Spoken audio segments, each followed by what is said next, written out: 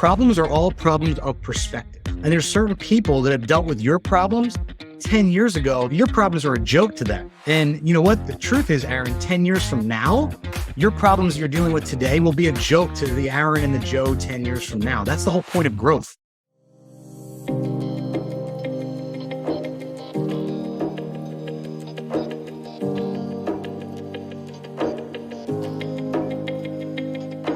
Welcome to The Dynamic, where we explore the world of business leaders crafting great businesses, relationships, and adventurous lives.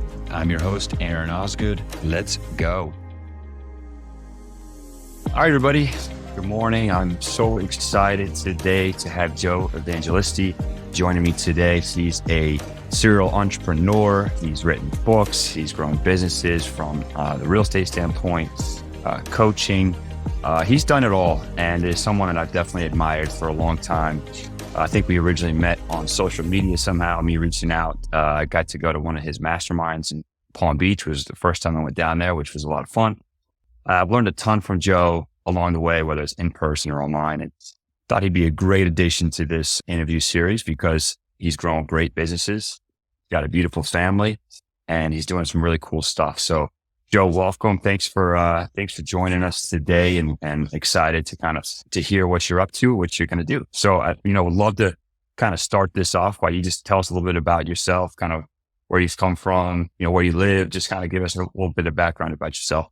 Yeah, absolutely. Awesome. Thank you. First of all, thanks for having me on, Aaron. I mean, it's an honor to be on your show, and I know you're getting this thing kicked off, and it's cool to be one of your first guests. Yeah, I mean, a little bit about my background is I'm a product of construction industry. My dad was a general contractor when I was growing up. My parents were divorced at a really young age, so from like 3 feet tall, I got to go on construction sites nights and weekends when my dad had me, and I've always looked at it like, I just thought it was super cool. Like when I was a little kid walking around watching the big guys play around with tools and break stuff and make noise and create things. And whether we're doing the kitchen edition through the construction industry, really loved it and really taught me a lot of different things about life. I loved hard work and, just breaking a sweat and pushing brooms and, throwing drywall and dumpsters and, that kind of thing when I was a real little kid. And then, inevitably learning like real trades, drywall and framing and carpentry and, that type of thing. And then, inevitably outside of high school, I got really lucky. I look at it as getting lucky. I wanted to get in the military.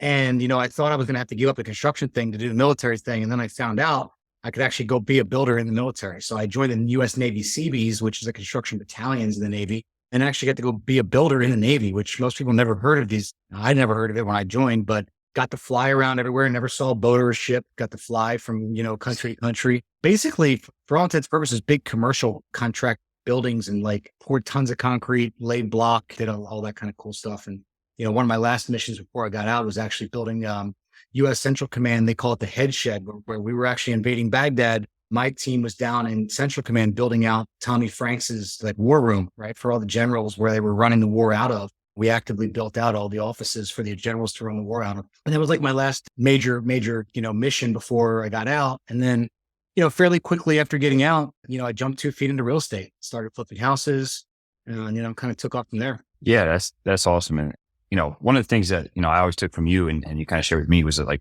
you've always kind of pivoted in a way. Like you said, you started off flipping houses. You wrote a book and it was called The Flip King, right? You're not flipping houses as much anymore, right? You kind of turned it into a self-storage syndication, self-storage, real estate funds. Talk to me a bit about one, why real estate in the first place? And then how have you transitioned from different types of real estate investors? Yeah. So, I call getting into real estate in 2007 another lucky occurrence. And, people are like, well, how lucky is that? That had to be a disaster, right? Because I got in when the world imploded. And, the reason I call it lucky is because, I always think that, and I didn't notice at the time, obviously, Aaron, but this is in hindsight, right? Is, the adversity that we face as entrepreneurs, it really is the spotlight for opportunity. It shines light on the things that we can improve, or maybe the things we should have been doing all along. I think Ed Milet said this at the beginning of COVID, was that when we're faced with adversity, it actually shows us what we should have been doing. When times are good and the economy's good and real estate is easy and business is easy, then we tend to, for lack of a better term, we tend to get lazy, right? Because it's it's just, you go out and do it and you make money. But the adversity and the struggle is actually what helps us to get creative and solve problems and what we call course correct or pivot. And again, I'm using all these fancy terms now, but I didn't know when I was doing it that I was trying to get through the struggle and get through the survival mode. But it taught me so many great lessons in hindsight of that, if I would have built my business initially when it was super easy, like let's say I got in '04 or '03 and I made a ton of money when it was easy, then I probably would have, filed bankruptcy in '08 and had to shut it all down because I wouldn't have known struggle. But, flip side of that is I dove right in and like, it was struggle immediately. It was like, you're going to survive or die. And so we had to survive and, knock on wood. I've been surviving for 16, 17, whatever amount of years. And I think that's really what business is, right? Like people don't talk about this enough, but business is survival. I don't care what level you're at. There's always going to be a feast and famine. There's always going to be good times and bad. There's always going to be seasonalities. There's always going to be times when you're dive deeper into risk and then you mitigate the risk and then you dive deeper into risk. And there's always these challenges. You always got to figure out a way to pivot. And so, there is at a certain time, where there's a boring cash flowing business. But when you have that, what do you do? What do we do as entrepreneurs, right? We go find some other thing. We go create a different opportunity. We go, we shake things up.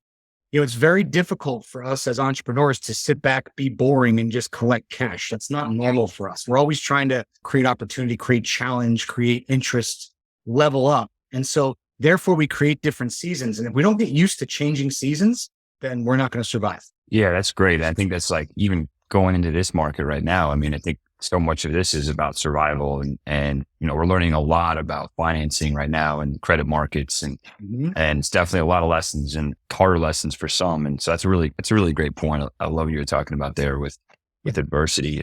But what's the key to that survival? You learn the lessons and you're staying in business, but what makes people survive better than others, do you think? So personally, and this isn't for everybody, but personally, my thought is that I always look for the opportunity in the struggle, in the problem, right? And it's not easy to do by any means because it's very easy to get sucked into negativity. But the reality of it is you can focus on a problem. So I always say where focus goes, energy flows. And this is so true, right? We all found ourselves focusing on the negative, the stress. Oh my God, the what if. And that stuff starts to pile on you. The reality of it is everything's controlled up here, right? This is it. Like problems are all problems of perspective. And I know it's easier said than done, right? It's very hard to do. But if you really look at problems as what is the opportunity or what's the outcome that I can create, a great example, what you just mentioned is interest rates, changing bank. Guess what? Debt can be restructured. There are ways that you can restructure things. We're going through that now. We're looking at certain projects and saying, you know what? The way it's built, the way it's designed is not the right way. So let's talk to other people that can potentially come in and replay how this thing works.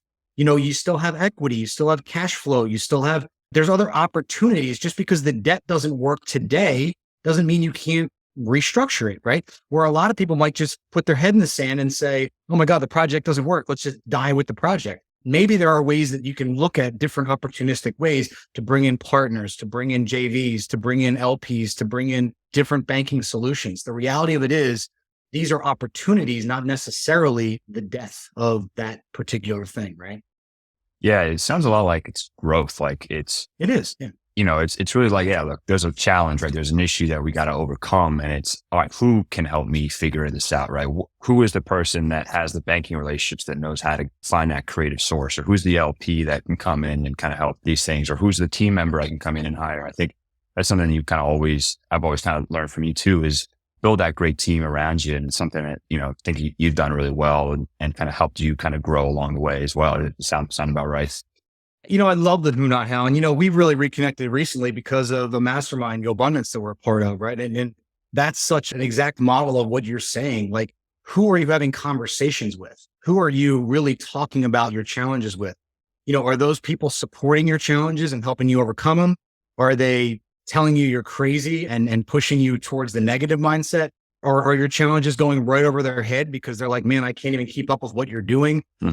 It's really important that you're talking to people that are actively helping you find solutions, whether it's a connection or a thought, or have you tried this or have you tried that? Because so many of us, again, when we're in it, it's really hard when you're in it. That's why you hear people say work on your business instead of in your business. Sometimes the solution's right in front of your nose, but it was really hard to figure that out when you're in the problem all day long. When you step back and look at it and say, okay, globally, what if we do this? What if we do that? And sometimes you talk to that right person and they're like, man, you know what? Did you ever think of this? And you're like, damn, I never thought about it that way. Right. It's just that perspective. Again, problems are problems of perspective. And there's certain people that have dealt with your problems 10 years ago. They don't even think your problems are a joke to them. And you know what? The truth is, Aaron, 10 years from now, your problems you're dealing with today will be a joke to the Aaron and the Joe 10 years from now. That's the whole point of growth, right? We should be looking back. There are things that kept me awake 10 years ago for weeks that I could look back today and I literally could solve from the beach with a pina colada in my hand. Like that's the way life goes. But at the time, they feel insurmountable, right? And so that's the thing about growth. Like you have to learn to pivot, course correct, and fix, then move on to bigger problems because there's going to be bigger problems. Yeah, that's awesome. I love hearing that. That sounds exactly right. I mean, yeah, 10 years ago is a lifetime in the business cycle. It's like, it's incredible what you can accomplish in 3 to 5 years. And so, yeah, 10 years is pretty incredible to think about. Yeah. So talking about that, like, where do you see your business going in the next 5 years? So kind of what are you shooting for? What are some of your goals? Where do you want to be in 5 years? So we're laser focused in self-storage. This is one of the real transitions I've made in the last 5 years, maybe 5 to 7 years. I used to brag about, even probably when I was doing our mastermind, I think our mastermind together was probably 5 or 7 years ago, 5, 6 years ago. I used to brag about being like the CEO of 8 different companies, right? And the cool thing back then was and we had many different companies. Some of them were making money, some of them weren't. And it was like chaos, right? And what I've started to realize, and I guess maybe call it maturity, call it whatever you want to call it, I started to learn to pivot to really focus energy on something that I knew was going to create a bigger outcome long term. And I think that's really helped me understand that when I really, really put my heart, soul, and effort into one thing, we can grow something much, much, much substantially bigger than if I try to focus on 8 different things. And so storage is everything for the next 5 to 15 years for me. There's a really good chance that in the next 10, we crack a really big kind of critical mass to where, my business partner, Brian, someone asked this question yesterday and I loved his response. It was like, what do you do after you hit your goal in 10 years? And he was like, whatever I want, essentially on the trajectory that we're heading with what we're doing with storage. And if we can keep up the pace, which I think we can, essentially we'll be able to do whatever we want in 10 years. Then I can go buy other people. There's a lot of shiny objects out there right now. Let's face it. Everybody's acquiring businesses, buy blue collar companies, buy, all these things. I want to do all these things. Don't get me wrong. Trust me. I'm sitting on the sidelines going, man, I should go buy some HVAC companies right now. But it's really hard to not do that. So I'm trying to be laser focused on just build self-storage, acquire good deals, help other people build self-storage, become a master of that craft. And then in the next 5 to 10 years, the goal is 100 self-storage facilities in 10 years. That's the goal. And it's pretty lofty. We figure we're building $20 to $30 million assets, but I think we can do it. And at the end of that 10 years, then I'll do basically whatever I want to do. Yeah, that's great. And so you're essentially your business plan is you're finding great sites, you're building new self-storage, probably raising outside capital, right? You have a fund or a couple funds or syndications set up. Yep. So is that, what kind of investors are you working with? How has that process gone for you? Yeah. So right now we're working primarily with I would call them mid-level private equity folks. They have to be accredited, obviously, but I think that word accredited kind of scares a lot of people because to be accredited, you have to make $200,000 a year, or as a married couple, make 300, or have $1 million in net worth outside of your primary residence. I'm not a financial advisor and I'm not an attorney and all those disclosures and all that kind of stuff. But the reality of it is more people are accredited than they realize. If you're a business owner or you're an established professional and you've been making real money for 10 years, you're probably accredited. And so those type of folks, partner along with us. The benefits of it are they're getting real estate in their portfolio. A lot of people don't have real estate. And I know you're a big real estate advocate, and so am I, obviously, but it's the long-term tax advantages of having commercial assets in your portfolio that are really what create long-term, what we call legacy developers, because we're creating legacy wealth.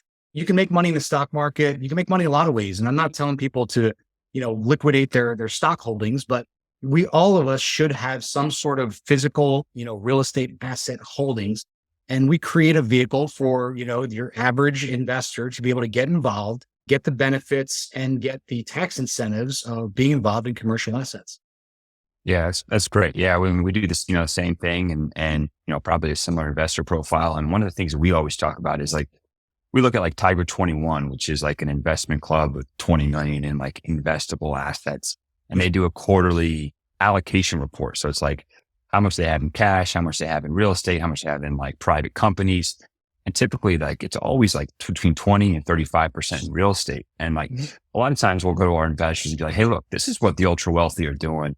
How much real estate do you have? And it's probably like not like their house or maybe like one rental property. Yeah. And so it's like, success leaves clues, right? So if the wealthy are doing it this way and it's obviously been working out for them, everybody else should kind of probably have a similar asset allocation. So yeah, it's trying to preach that. And, obviously the fund model, I think is great for everybody to get in, own real estate, get the exact same advantages. Let the pros do it, right? Like we do multifamily, you do self-storage. Like I think it's so cool that somebody can come in and you can literally like shop. Like, hey, I want to be a real estate owner. I want to be a real estate investor.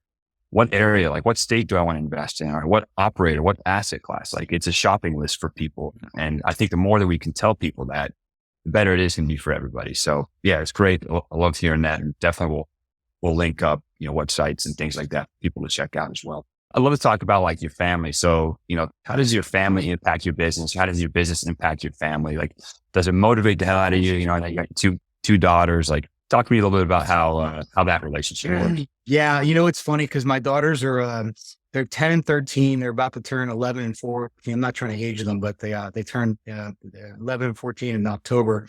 And I feel like just in the last year or two, they're starting to get a grasp on like what it is I do, because I feel like when you're an entrepreneur and you work from home a lot, like your kids tend to, I don't know, what's the word I'm looking for? Downplay what you do. Like sometimes I don't think that they know I have a job, because I'm literally in my office talking to you on Zoom and they're in the other room playing. And it tends to be and difficult to kind of like to transfer knowledge to them about what we do. But I had a really, really good conversation. I took them both. I tend to at least once a week try to have dates with them. And so I had a daddy-daughter lunch date yesterday. And we were talking about money. And I really want them to understand the concept of money, right? Because let's face it. I mean, I don't want to get into a political debate, but like our public school system does not teach anything about the concept at all of money. And it's crazy to me, Aaron. Like it's just that shit. And so that being said, I think our kids tend to, and you'll learn this because you got really young kids, but as they get older, I think when we try to teach them things, they go the opposite direction because they're like, if my parents want me to do this, I don't want to do it. Right. So I've been trying to teach them about money slowly their whole lives. And finally, I think I had a breakthrough yesterday and I was like, look, it's not that I want you to want to do what I do, right? Like, cause I think they see the stress sometimes in my eyes. And I think they see they see the long nights, they see me working.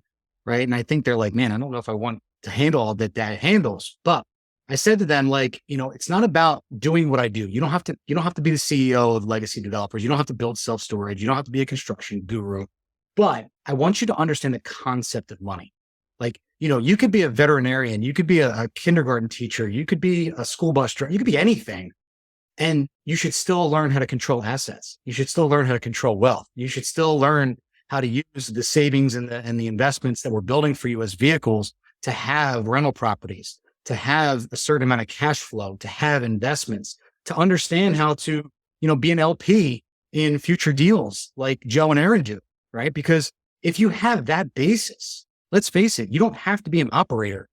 You can have a 9-to-5. This is one of my biggest pet peeves, man. I don't get on this rabbit hole, but let's face it, a lot of gurus are like, quit your 9-to-5 and go be an entrepreneur. I'm the first person to tell people like being what we do for a living is not cut out forever. It's not designed for everybody. We deal with a lot of stress and a lot of anxiety that most people don't want to do. If you want to go get a 9-to-5 and cut out nights and weekends, man, that sounds good a lot of times. Let's face it. There are times when I want to turn it off at 5 p.m. and go veg out on the couch. We don't have that ability. As business owners, you cannot turn it off. Your phone does not, you can physically put your phone down and you should, but your brain doesn't stop. And so whatever those kids want to do, I want them to just have financial independence and I want them to understand cash because I love my parents and my dad did pretty well, but no one ever taught me about money. I learned about money on my own when I started flipping real estate. That's the reality of it. And I think our kids deserve better. And I'll stop rambling after. But that's for them. No, that's great. And I love to hear that the daddy-daughter dates. I think that's kind of an awesome tradition, something I'm going to start working on as as my daughters get older, I still take my daughter to IHOP occasionally, and that seems to be a fun dinner. But so tell me a little bit about, you kind of business, with your wife, like, how has that been, with, you've been growing your businesses, right? Taking risk. Are there any rituals or any, habits, things like that you guys have done as a couple that has been like instrumental to the success of your relationship, or, what challenges have you guys had to overcome, or what has made it work? Because it's, like you said, being an entrepreneur is not for everybody, and it's not for every relationship. And so when I looked at guys like you who, have a, long marriage and kids, it's like, oh man, what's the secret? I could probably give you 5 or 10 like quick secrets, that I think that all entrepreneurs should do. Number one is my wife was retired when my 10-year-old was born, right? Never hold that over her head. Like, I think there's a lot of entrepreneurs that treat, stay-at-home mom like somehow like they're not earning money. Don't ever do that. I think that's a huge no-no.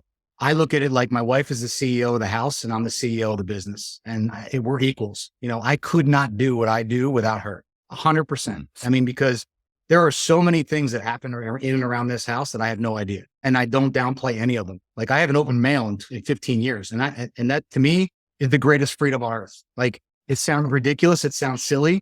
I don't want to do it. Like, there's certain things that she does that sound silly, but they're massive to me. Like to me, the mindset freedom of not dealing with that stuff is so big. So I don't pay bills. I don't open mail. I don't do the CEO of the household stuff. She's amazing at that. Pay your wife. Like, my wife has a separate checking account. She has a separate payroll. She's on the payroll. She's an amazing saver. She's way different than I am. Us as entrepreneurs, we make money, we invest in something else. We put it there. So she literally has probably bigger savings. I don't know by the way, I had no idea what's in her savings or her checking. That's her money. So, she makes a salary. She has her own money. That way, independently, she wants to buy me a gift or she wants to do something for the kids. She uses her money. She wants to buy a purse. She uses her money. So I think independent finances is important to a good relationship. Date night, it's absolutely imperative. You better be going on date nights twice a month with your wife. If you're making excuses as to why not, don't make excuses. Don't tell me why your relationship sucks if you're not spending quality time with your wife, independent of your kids and your house. Date night can be pizza. I don't care what your finances are. You can take food out of the fridge and go sit in a park on a blanket. That's date night. Yeah. Right. But you got to make time to do date night. And that's the most important thing. And fellas, if you're listening to this, you plan date night, not her. Right. You decide what you're going to do. You grab the bottle of wine. You call the restaurant and make reservations. You tell her it's going to happen on Friday night. That's what she wants. She wants you to step up and be a leader and stop being a little bitch and asking her, what do you want to do on Friday? Let's go on date night. And then you end up getting into an argument about it, right? Because you can't decide whether you want to go to dinner. That's not date night. Okay. Date night is, we're going out on Friday. Get your stuff ready. We're going to leave at 5:30. Yeah. Right. So being specific and being ritualistic about making sure those things happen, that's on the man, in my opinion. Right. Date night's another important thing. Flowers get sent to the house. Oh man, here's my favorite secret of the world. Right. And I got to tell you, Sean Whalen, I owe Sean Whalen this. If you ever read the book, How to Make Shit Happen by Sean Whalen, it's a really good book. It's like 50 pages long. Sticky notes. Okay. This is a game changer for your marriage. Do you know what I'm about to say? No, but it's funny. I wrote one sticky note once, a love note, and it's actually posted on her, it's right on her bedstand. And so I know it must have been good. If I took you upstairs right now, my kids have 100 of these on the back of their doors. My wife has them stacked up all over the place. So anytime I travel or go away for 2 days, 5 days, whatever for business, all 3 girls get 5, 10, 15 of these. And I take a marker and I write all kinds of notes. And then I hide them all over the rooms, all over the house, in her purse, in her car, wherever. The greatest thing about this is they don't find them right away, right? It's like a witch hunt, she'll pull these things off of her visor in her car in 3 weeks, or out of her purse, or out of a shoe, or out of jeans. This is the greatest because it's delayed gratification, right? Like, some of them get found, some get found later. And it's always tends to be the day where she's having a bad day or she's not feeling good. And then she pulls some note out that's like a sexy note, or, I love you note, or whatever, right? This is the absolute cheapest and easiest and best investment you can make in your relationship. And most guys won't do it because it takes 10 minutes, right? Take 10 minutes, write 10 notes, hide them around the house. I swear to God, you'll have a better relationship. You'll have more sex. You'll actually enjoy being in a relationship, and you'll stop complaining about how your marriage sucks. Sticky notes. So yeah. It's literally the answer to everything. I love it, man. That's great. I love that. I'm definitely going to start doing that more. It's game changer, bro. You'll come back to me. I have coaching clients that come back to me and they're like, dude, the sticky notes is one of the greatest things you ever told me. I'm like, well, that's kind of embarrassing because I like to think that the doubling your revenue in your business is the greatest thing ever. But no, sticky notes is like, seriously, it's a game changer.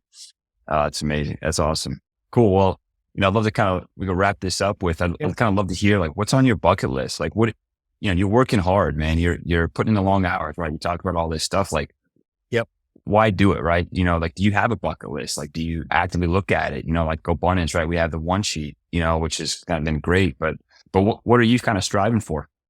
Yeah, I love adventure trips. So like next week I'm driving up to Maine with a bunch of Go Bros. We're doing a big ass adventure trip. We're going to go boogie boarding down Category 5 rapids in a river. We're going to go ATV and we're going to summit the tallest mountain in Maine. That kind of shit's fun to me personally. I love traveling with the family. So trying to get some good vacations with the family is great. Big picture, in the next 5 years, I want a private jet. I've kind of made that public. I keep telling people that because, it's holding me accountable to go do it. I think it's doable. And it's not for like vanity reasons. It's literally a time capsule for me. And the fact that my wife really hates flying commercial, doesn't like flying at all because of the whole anxiety of being trapped in with a bunch of other people. So she kind of slipped up and told me that a few years ago. And I was like, you're telling me if we fly private, you'd be cool. She goes, if we fly private and I can take my dog, I'll go anywhere. I'm like, yeah, private jet. So I know you're an aviator and you got the whole plane thing going. So you can appreciate that. And, so that's on my list. Other than that, man, it's just, I was on a call this morning with like actually a guy I hired as a coach. He's a billionaire. And he was like, what's your big thing? To me, we're going to make a ton of money. I know that. To me, it really is about creating a huge impact. I love veterans affairs, veterans charities. We're doing big things right now with aerial recovery, which coincides with Operation Underground Railroad. They just got done rescuing 12 miners in Colombia last week that were getting trafficked into the US for sex work. I just think there's so many horrible things going on around the world that don't get enough attention. They don't get enough monetary support. They don't get enough visual support. They don't get enough of our time and energy. And, money creates that, so money can create a lot of things, create a lot of happiness, create a lot of fun, but it can create a lot of impact. And so I think that doing these big deals that we can do can also help create a lot of impact and save a lot of lives and change a lot of lives.